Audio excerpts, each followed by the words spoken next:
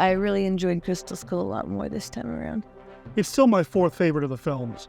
But I no longer feel the need to talk about the Indiana Jones trilogy as if the fourth film doesn't exist. Yeah. Does that make sense? Wait, so is it going to be like the Indiana Jones Pentacle or something now? Or what? Quadrology. Isn't it quadrology? Well, no, there'll be a fifth one. Oh, yeah. So, Quintolid?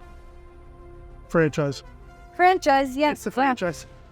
Yeah, I guess it's a franchise now. I'm excited for Dial of Destiny, which is coming out, by the time you see this, maybe even out by now. Mm-hmm. We're going to go see it at the Joy Cinema. Of course, the Joy. Yeah, I got to go to the Joy. And I'm excited for it. I'm cautiously optimistic. I'm a little worried that it's not going to be Spielberg, that he didn't direct this one. Obviously, he was involved in some way. But for years, I know that there's been this, nobody can direct Indiana Jones but Steven Spielberg. Like Lucas himself has said that he would never do it because it's Spielberg's thing. Lucas might come up with the stories, but he will never direct his Indiana Jones film. Granted, Lucas would go on to produce the Young Indiana Jones Chronicles and all that other stuff, but whatever.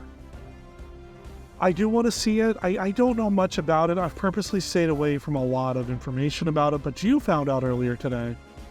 That it begins in 44 specifically, and that it then moves forward in time to 1969, and I am so excited for the music we're going to get. You know, that's the year my dad graduated high school.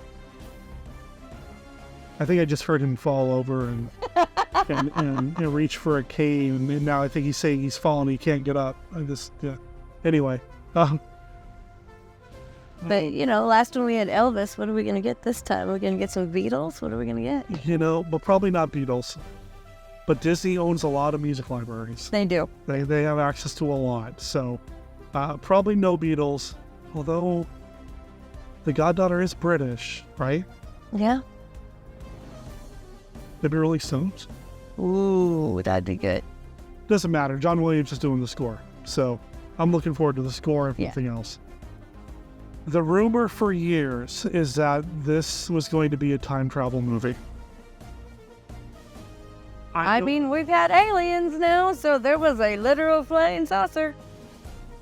Which is another thing people don't like about Crystal Skull, is that it's aliens and not a religious thing.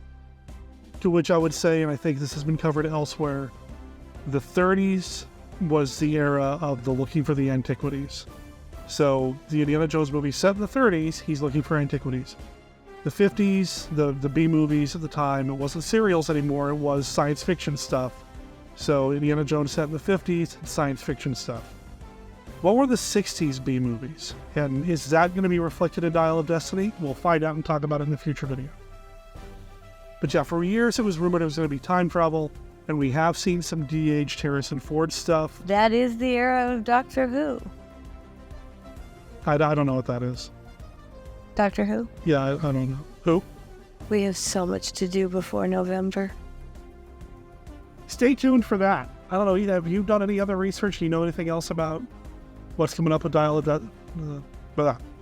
Destiny, the new movie? Yeah, the new movie. I know we have, of course, Harrison Ford back. I'm sure his stuntman is super excited to get to work again, right? And Marion will be back. Really? So we got Indy and Mary. I saw the name, I thought. Yeah. Really? And John Rhys Davies, that's exciting because we know Saul is coming. I love me a little Gimli in my Indiana Jones. Give him hell, Indiana Jones, he says, so yeah. I wonder if I get to toss him. I just want to know which random country in that part of the world they end up that Salah happens to be in. He's kind of everywhere all at once, you know? It's like maybe he's a time-traveling alien who got in bed with the Russians because he used to be working for the Nazis, but then they got defeated after he left Shanghai. No? Sure. Well, what are your theories? Go ahead and tell us in the comments below, and don't forget to like and share this video, and subscribe if you want to see more videos like it from Team Deth. Yeah, we'll definitely be catching up with the Joneses after we see Dial of Destiny. I might even keep wearing the fedora. Should I even wear the fedora to the Joy? Should I? I think you should. This is an official Indiana Jones fedora from Disney.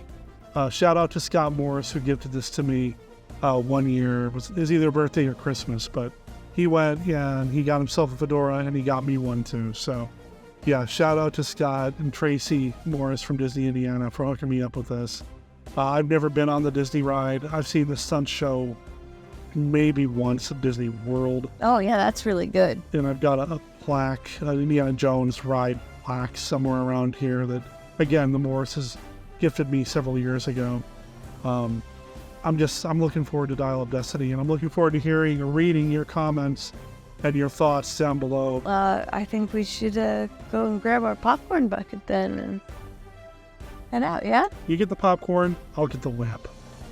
Can I have a whip? I promise I won't do it. I can't make that promise. I'll hurt myself. But can I get a whip anyway? It'd be so cool.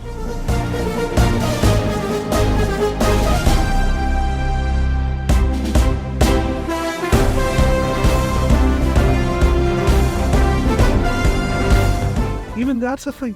Because in Temple of Doom, she says, what are you supposed to be, a lion tamer?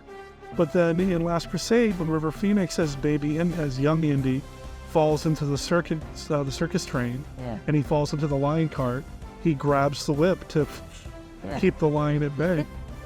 They justify where the scar came from, which Harrison Ford, I believe, got in a car accident. Yeah. But they justify where the scar came from with that. So even having that, one, are you supposed to be a lion tamer? And then in the next movie, yes, he was taming lions. That's where the whip came from. That's why he uses That's it. funny, yeah. You know, all the little connections lingering there, like the intolerable thing with that's smart filmmaking. Playing the long game. Well, and, it speaks to, you said something about they kept so much of the same crew and the same executive staff that, if you have the same producers and the same director and the same production house and the same group of writers, you've got people who know all those things from the earlier movies and can work them in.